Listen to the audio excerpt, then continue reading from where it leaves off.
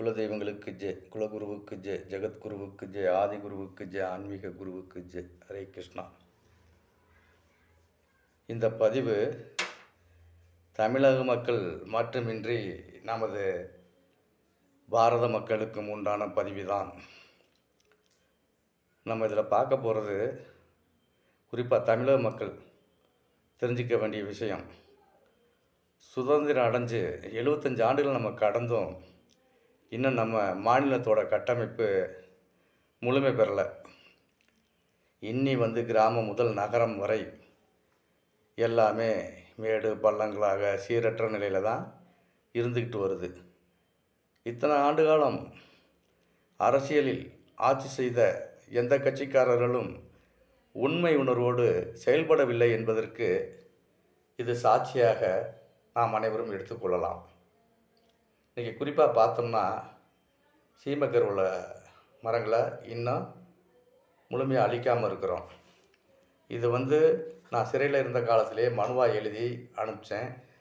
அது அம்மையார் ஜெயலலிதா அவர்கள் காலத்தில் முறையாக பரிசீலிக்கப்பட்டது. அதுக்கு பின்னாடி ஒரு பொதுநல மனுவாக ஒரு நல்ல உள்ளம் கொண்டவர் கோர்ட்டில் மனு தாக்கல் பண்ணி ஹைகோர்ட் வரை இப்போ பார்வையில் இருந்து அதுக்கு ஹைகோர்ட் உத்தரவு போட்டு அதெல்லாம் சரி பண்ணாமல் இருக்கிறோம். இதெல்லாம் சட்டமீறிய செயல் மட்டுமல்ல, மனித சமுதாயத்தை அவமதிக்கும் செயலாக நாம் கருத வேண்டும். அடுத்து பார்த்திங்கன்னா பாலித்தீனியா செடி, இது போன்ற விஷ செடிகள் எல்லாம் இன்னி நம்ம மண்ணில் ஒழிக்கப்படலை.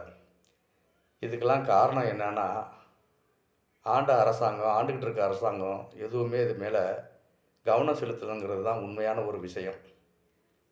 இந்த இதில் நம்ம இன்னும் தெளிவாக தெரிஞ்சுக்கிறது, அரசாங்கம் செய்யாட்டியன்னா நம்ம செய்வோம். தமிழக மக்களே, இந்திய மக்களே, நம்ம செய்வோம். நம்ம பெரிய அளவில் சாதிக்க போகிறது கிடையாது, பெரிய அளவில் உழைப்பு அதில் கொடுக்க போகிறது கிடையாது.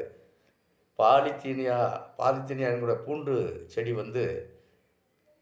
ஒரு செடியை வளர விட்டோம் அப்படின்னா அந்த செடி ஆயிரக்கணக்கான செடிகளை உருவாக்குற சக்தி படைத்ததாக இருக்குது. இது அந்நிய நாட்டுக்காரர்கள் காமராஜர் காலத்தில் நம்ம முதல்ல ஆட்சி அமைச்சு நம்ம மக்களாட்சி பிறந்ததுக்கு பின்னாடி இவங்களை வளர விடக்கூடாது, இவங்களை விவசாயம் செஞ்சு பெரிய நிலைக்கு வந்துடக்கூடாது. ஏன்னா தமிழகம் விவசாயத்தில் தனித்தன்மையுடன் திகழக்கூடிய ஒரு பூமி. அந்த விவசாயங்களை சீர்கெடுக்கணும் அப்படின்னு தான் விமானங்கள் மூலமாக சீமக்கருவேலை விதைகள் எல்லாத்தையும் விதைச்சிட்டு போனாங்க. அடுத்து பார்த்திங்கன்னா பாலித்தீனியா விதைகள் எல்லாத்தையும் விதைச்சாங்க. அமெரிக்காக்காரங்களுக்கு இதில் முக்கிய பங்கு உண்டு. அமெரிக்கா நாட்டுக்காரங்களுக்கு ஏன்னா அவங்களாம் மனிதநேயமே இல்லாமல் செயல்பட்டுருக்காங்க. ஏன்னா நம்ம நாட்டில் விளையிற பொருளாக அமெரிக்காவுக்கு போகுதுங்கிற ஒரு உண்மையெல்லாம் அவங்க தெரிஞ்சுக்கிட்டு கடந்த காலங்களில் இப்படிலாம் செஞ்சுருக்காங்க அப்படின்னு சொன்னால், இதெல்லாம் நம்ம கருத்தில் எடுத்து பார்க்குறப்ப மனித குலத்துக்கு மனிதனே எதிரியாக தான் இருந்துக்கிட்டு இருக்கான். இந்த உண்மையை தெரிஞ்சுக்குங்க. நம்ம இனி செய்ய வேண்டிய விஷயம் என்ன அப்படின்னு கேட்டால், எங்கன பாலித்தீனியா செடியை பார்த்தாலும் வேரோடு பிடுங்கி எறிஞ்சிருங்க. அதுலேயும் குறிப்பாக அது பூத்து பருவ நிலையை எட்டி மீண்டும் இனப்பெருக்கத்தை பண்ண விடாத அளவுக்கு தடுக்கணும் அப்படின்னு அதை பூக்கிறதுக்கு முன்னாடியே கண்டிங்கன்னா அங்கே பிடுங்கி எறிஞ்சிருங்க. இதே நீங்கள் நம்ம தேசத்துக்கு நம்ம நாட்டுக்கு செய்கிற பெரிய சேவையாகும். அடுத்து இந்த பூத்த செடிகள் எல்லாத்தையும் பிடுங்கி எரிச்சிருங்க. அந்த இதை எரிவுட்டுறப்பயே ஒரு விஷத்தன்மையான புகையெல்லாம் வெளியே வரும். அதை ஓரமாக வச்சு பாதுகாப்பாக வச்சு அதை எரித்து அழிக்கிறதுக்கு முற்படுங்க. ஏன்னா அந்த விதைகள்லாம் அழிஞ்சிருச்சு அப்படின்னா மீண்டும் இனப்பெருக்கம் உருவாகாமல் இருக்கிறதுக்கு உண்டான நிலையில் நம்ம அமைச்சிடலாம். பாலித்தீனியா செடியை எங்கன கண்டாலும் பிடுங்கி எறிங்க. இந்த மழை காலங்களில் இதை உங்கள் கடமையாக வச்சுக்கிட்டு செய்யுங்க. மழை காலங்களில் பார்த்தீங்கன்னா அப்படியே கொத்து கொத்தாக கூட்டமாக வளரும். அதை நீங்கள் கையுறையை மாட்டிக்கிட்டு சேவை ஒவ்வொரு தொண்டு நிறுவனங்களும் இதை செஞ்சாலே போதும். நம்ம நாட்டில் பாலித்தீனியா செடியை வெகு விரைவில் ஒழிச்சிடலாம். இந்த பாலித்தீனியா செடிகளை ஒழிக்கப்படும் பொழுது கொசுக்களின் உற்பத்தியும் 60% வரைக்கும் நம்ம ஒழிச்சிடலாம். இன்றைக்கி கொசுக்களின் கூடாரமாக இருக்கிறதே அந்த பாலித்தீனியா செடிகள் தான். அதையும் நல்லா தெரிஞ்சுக்குங்க. இன்றைக்கி பார்த்தீங்கன்னா பெரிய பெரிய கோடீஸ்வரர்கள்லாம் கோடிக்கணக்கில் போட்டு பங்களா அதெல்லாம் கட்டுறாங்க. அதை காம்பவுண்ட் சுவர் எடுத்துக்கிட்டு அதுக்குள்ளே மட்டும் சுத்தமாக வச்சுக்கிறாங்க. அவங்க வீட்டுக்கு வெளியெல்லாம் பார்த்தீங்கன்னா இந்த பாலித்தீனியா செடிகள் தான் பயங்கரமாக வளர்ந்து கிடக்குது. அதெல்லாம் அவங்க கண்டுக்கிறது கிடையாது. போகிறதுக்கு ரோடு, வீட்டுக்குள்ளே போகிறதுக்கு வழி, இந்த இது இருந்தால் போதும்னு நினைக்கிறாங்க. இதெல்லாம் மனிதநேயமற்ற செயல். எல்லா குடியிருப்பு பகுதி வாசிகளும் இந்த முறையை வந்து கவனத்தில் எடுத்துக்கிட்டு பாலித்தீனியா செடியை அழிக்கிறதுக்கு முற்படுங்க. நம்ம மனித குலத்தை வந்து சுகாதாரமான முறைக்கு கொண்டு வந்துடலாம். விவசாயிகளும் பலன் பெறும் அளவுக்கு இதில் நமக்கு ஒரு சக்தி கிடைக்கும். விஷ ஜந்துக்கள், அதாவது விஷச்செடிகள் என்று எது எது உங்களால் உணரப்படுகிறதோ, அறியப்பட்டதோ, அவை அனைத்தையும் அவரவர் அகற்ற தனது கடமையாக, பொறுப்பாக ஏற்றுக்கொண்டு முற்படுங்கள். இன்னும் பார்க்கணும் அப்படின்னா, இப்போ நீராதாரங்கள் வந்து தமிழகத்தில் மட்டும் இல்லை, அனைத்து மாநிலங்களுமே குறைஞ்சிக்கிட்டு வருது. இதுக்கெல்லாம் காரணம் என்ன அப்படின்னா, பழைய நீர் ஆதாரங்களை அழித்தது ஒன்று, அழித்தது போகட்டும், இனிமேல் புதிய நீராதார கொள்கையை வகுத்து அரசிடம் எங்கெங்கு இடங்கள் காலியாக உள்ளதோ அந்த இடங்களை எல்லாம் நீராதார நிலைகளாக மாற்றுவதற்கு உண்டான பணிகளை தொடர வேண்டும். அடுத்து குறிப்பாக ஒவ்வொரு தாலுகாவுக்கும் 3 நீச்சல் குளங்களை அமைச்சே ஆகணும். அப்போ தான் எதிர்காலத்தில் நம்ம சந்ததிகள் வந்து நீச்சல் கற்றுக்கிறதுக்கு உண்டான வாய்ப்பே உருவாகும். இன்றைக்கி அங்கங்கே நீச்சலில் வந்து 100 ரூபா 200 ரூபான்னு சொல்லிக்கிட்டு நீச்சல் பயிற்சி கொடுத்துக்கிட்டு வச்சுக்கிட்டு இருக்காங்க. அதை எல்லா குழந்தைங்களும் போய் கற்றுக்க முடியாது. வசதியான குழந்தைகள் மட்டும்தான் போய் அதை கற்றுக்க முடியும். ஏழை எளிய குழந்தைகள்லாம் கற்றுக்க முடியாது.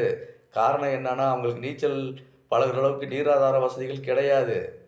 நீச்சல் குளங்களை கட்டி குழந்தைகளுக்கு நீச்சல் பழக கற்றுக் கொடுங்க. ஏன்னா எதிர்காலத்தில் நீரால் அழியக்கூடிய நிலையெல்லாம் இருக்குது. இன்றைக்கி வந்து 30 வயசு 35 வயசில் உள்ளவங்க, 20 வயசில் உள்ளவங்களுக்கெல்லாம் நீச்சல் தெரியாமல் தான் இருந்துக்கிட்டு இருக்காங்க. அவங்கெல்லாம் கல்யாணம் ஆகி குழந்தை குட்டிலாம் பெற்றுன்னு நீச்சல் தெரியாமல் தான் இருந்துக்கிட்டு இருக்காங்க. நாளைக்கு நீர்நிலையில் வந்து நம்மளுக்கு ஒரு துன்பம் நிகழ போகிறப்ப அந்த துன்பத்திலேருந்து எப்படி அவங்க தன்னை காத்துக்குவாங்க, தன்னோட வாரிசுகளை எப்படி காப்பாற்றுவாங்க, இதெல்லாம் உணர்ந்து பாருங்கள். பாதுகாப்பான நிலையை உருவாக்கி கொடுக்கறது தான் ஒவ்வொரு அரசாங்கத்தோட கடமை. இந்த நிலைகள் எல்லாத்தையும் ஒவ்வொரு தாலுகாவுக்கும் நிச்சயம் குறைந்தபட்சம் 3 போதாது தான். இந்த 3 அமைச்சு கொடுத்தாலே மக்கள் வந்து ஒரு 2 கிலோமீட்டர் 3 கிலோமீட்டர் 5 கிலோமீட்டர் போய் தான் நீச்சல் பயிற்சியை கற்றுக்கிறதுக்கு உண்டான சூழல் உருவாகும். இப்போ ஆரம்பத்தில் ஒரு 3 நீச்சல் குளங்களை வந்து அரசாங்கம் ஒவ்வொரு தாலுகாவிலையும் கட்டி கொடுத்தீங்க அப்படின்னு சொன்னால் அந்தந்த பகுதியில் உள்ள நீச்சல் தெரியாத நபர்கள் நீச்சல் கற்றுக்கிறதுக்கு பெரிய உதவியாக இருக்கும். இதுதான் மனிதநேய சிந்தனையில் மனித குலத்துக்கு செய்ய வேண்டிய சேவையில் முக்கியமானது. எதிர்காலத்தில் நெருப்பெல்லாம் மேலே விழுக போகுது, என்ன அதுலேருந்து நம்மளை காப்பாற்றிக்கிறது என்னங்கிறத அடுத்தபடியாக யோசிப்போம், என்ன. ஆனால் முதல் கட்டமாக நம்ம வந்து நீச்சல் பயிற்சிகள் வழங்குறதுக்கு உண்டான கட்டமைப்புகளை உருவாக்கணும். இன்றைக்கி அடுத்து பார்த்தோம்னா, இன்றைக்கி அரசாங்க பணியில் மொத்தம் உள்ள தமிழகத்தில் உள்ள 100% மக்களில் கணக்கெடுத்துக்கிட்டோம்னா 35% பேர் அரசு பணியில் இருக்காங்க. இவங்க திருந்தாத வரைக்கும் நம்ம நாடு எப்பயுமே வளர்ச்சி அடையாது அப்படிங்கிற உண்மையை வந்து தமிழக மக்கள் தெரிஞ்சுக்கணும். இவங்க வந்து லஞ்ச லாவணியம் ஊழல்களில் முழுமூச்சாக இன்னும் ஈடுபட்டுக்கிட்டு தான் இருக்காங்க. இவங்க வந்து மக்களுக்கு சேவை சரியாக செய்கிறதே கிடையாது. இவர்கள் வந்து அதிகாரி அப்படிங்கிற ஒரு போஸ்ட்டு, அரசு பணியாளர் அப்படிங்கிற ஒரு போஸ்டிங்கை எடுத்துக்கிட்டு இவங்க வந்து என்ன நினச்சிக்கிட்டு வாழ்கிறாங்க, நம்ம பெரிய ஆள்ரா, நமக்கு கீழே தாண்டா எல்லாம் அப்படிங்கிற ஒரு சிந்தனைக்கு வந்துட்டாங்க. மக்களுக்கு கீழே தாண்டா நம்மங்கிற ஒரு உண்மையை மறந்து என்ன வாழ்ந்துக்கிட்டு இருக்கிறாங்க. நல்லா உணர்ந்துக்குங்க. இவங்கெல்லாம் நிச்சயமாக தங்களை தானே திருத்தி கொள்ள வேண்டும். நீங்கள் திருத்தி உங்களை அரசு பணியாளர்கள், அதிகாரிகள், உயர் அதிகாரிகள், கடைநிலை ஊழியர்கள் அனைவருமே தங்களை திருத்தி கொண்டு நமது நாட்டின் வளர்ச்சிக்காக நீங்கள் செய்யும் தீய நிலைகள் அனைத்தையும் கைவிட்டு நல்ல சிந்தனையில், நல்ல செயலில் மனித குலத்திற்கு, அதாவது உங்களை நம்பி வருபவர்களுக்கு உதவும் வண்ணம் உங்கள் பணி அமைய வேண்டும். அதற்காகத்தான் உங்களுக்கு அரசாங்கத்தில் வேலை வழங்கி உங்களுக்கு ஊதியம் வழங்கி கொண்டிருக்கிறோம். இந்த உண்மையை தெரிந்து கொள்ளுங்கள். இதையெல்லாம் மறந்துட்டு நீங்கள் வந்து சட்டத்தை அவமதிச்சுக்கிட்டு, சமுதாயத்தை அவமதிச்சுக்கிட்டு, குற்றத்துக்கு மேலே குற்றத்தை தொடர்ந்து செஞ்சுக்கிட்டே இருக்கீங்க. இது வந்து சிறப்பாகாது. தமிழ்நாட்டில் உள்ள மூத்த அதிகாரிகள், அரசு அதிகாரிகள், பணியாளர்கள், கடைநிலை ஊழியர்கள் எல்லாருமே நல்லா தெரிஞ்சுக்குங்க. இப்போ நீங்கள் செஞ்சுக்கிட்டு இருக்கிறதெல்லாம் மகா பாவச் செயல். இந்த பாவச் செயல் உங்களோட சந்ததிகளை வந்து படுகொலியில் தள்ளிடும். நல்லா உண்மையை புரிஞ்சுக்குங்க. நீங்கள் வந்து அடுத்தவருக்கு வந்து எந்த நேரத்தில் எதையும் உதவி செய்கிறீங்களோ இல்லையா, ஆனால் உங்கள் பணி நேரத்தில் கரெக்டாக அவங்களுக்கு செய்ய வேண்டிய உதவிகளை நிச்சயம் செஞ்சீங்க அப்படின்னு சொன்னால், நீங்கள் தப்பிக்கிறதுக்கு உண்டான சூழ்நிலை இருக்குது. உங்கள் கணக்கெல்லாம் சித்திரகுப்தன் எடுத்து வச்சுக்கிட்டே தான் இருக்கிறாரு. எடுத்து வச்சு அப்படியே அடுக்கடுக்கா சனீஸ்வர பகவான் கையில் ஒப்படைச்சிக்கிட்டு தான் இருக்காரு. இந்த உண்மையெல்லாம் உங்களுக்கு தெரியறது கிடையாது. சனீஸ்வர பகவான் இன்றைக்கி வந்து அரசு பணியிலேருந்து சுகபோகமாக வாழ்ந்துக்கிட்டு இருக்கீங்க அப்படின்னா 30 ஆண்டுகளுக்கு உங்களை விட்டுருவார். விட்டுட்டு அடுத்த 30 ஆண்டில் உங்களை பிடிச்சிக்குவார். நல்லா தெரிஞ்சுக்குங்க. இன்றைக்கி உண்மையான முறையில் உறுதியான முறையில் நன்மைகளை செஞ்சுக்கிட்டு வாழ்ந்துக்கிட்டு இருக்க அரசாங்க அதிகாரிகள்லாம் அவங்க ஓய்வு காலத்துக்கு பின்னாடி வரக்கூடிய சனி ஆதிக்கத்தில் வரக்கூடிய 30 ஆண்டுகளையும் சிறப்பாக சிரமமின்றி கழிச்சிருவாங்க. ஆனால் இன்றைக்கி சுபபோகமாக இருந்துக்கிட்டு மக்களுக்கு கொடுமை செஞ்சுக்கிட்டு தார்மீகமாக வாழ்ந்துக்கிட்டு இருக்க அரசு பணியாளர்கள் பூராமே இந்த 30 வருஷம் நல்லா இருப்பீங்க. அடுத்த 30 வருஷத்தில் மாட்டிக்குவீங்க. இதை நல்லா தெரிஞ்சுக்குங்க. சித்திரகுப்தன் சாதாரணமான நபர் அல்ல. அதேபோல் சனீஸ்வர பகவானும் சாதாரணமான நபர் அல்ல. இன்று பார்த்தீர்கள் என்றால் இந்திய லெவலில் பல பிரச்சனைகள் வந்து கொண்டு இருப்பதற்கு மூல காரணம் கேது பகவானும் ராகு பகவானும் சனீஸ்வர பகவானுமே ஆவர். இன்றைக்கி பார்த்துங்க, சூரிய பகவான் வந்து நம்மளை சுட்டு அரிச்சிக்கிட்டு இருக்காரு அப்படின்னா என்ன அப்படின்னு கேட்டிங்கன்னா, நம்ம பாவங்களை போக்கிக்கிட்டு இருக்காருன்னு அர்த்தம். அதுதான் உண்மையான நிலை. சூரியன் வெப்பத்தை நம்ம தாங்க முடியாமல் கஷ்டப்படுறோம் செய்கிறோம்.